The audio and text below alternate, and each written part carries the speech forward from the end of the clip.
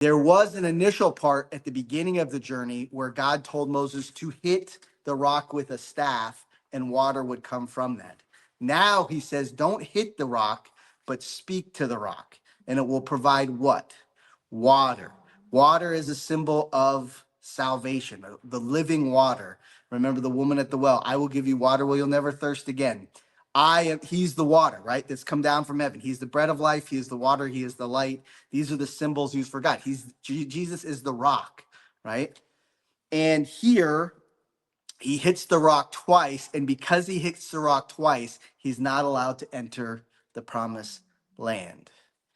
The symbolism says this: how many times did Jesus have to go to the cross to give us living water? Once. Once the living water is established, how then do we get the living water after that? Confess and believe to who? Jesus. We speak to the rock and we get the living water. Everything that was happening was a symbol of God's eternal plan. That's why it was so detrimental and why God had to judge it the way he judged it. Because the first time he said, hit the rock and the water will come forth. The second time he said, speak to the rock and the water will come forth.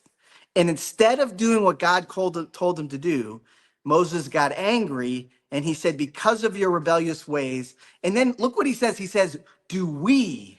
So he puts himself on the same level, right, with God. He says, do we have to provide you over and over again with living water?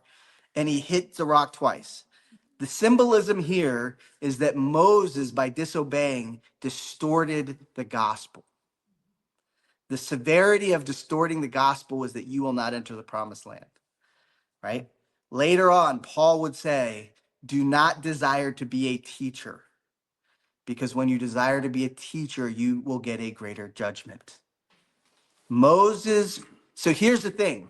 Everybody, remember we said the Korah, the group, they wanted to rebel. They said, who said you could be in charge? We want to be in charge. And it was that power struggle. And they said, why does Moses get to be in charge?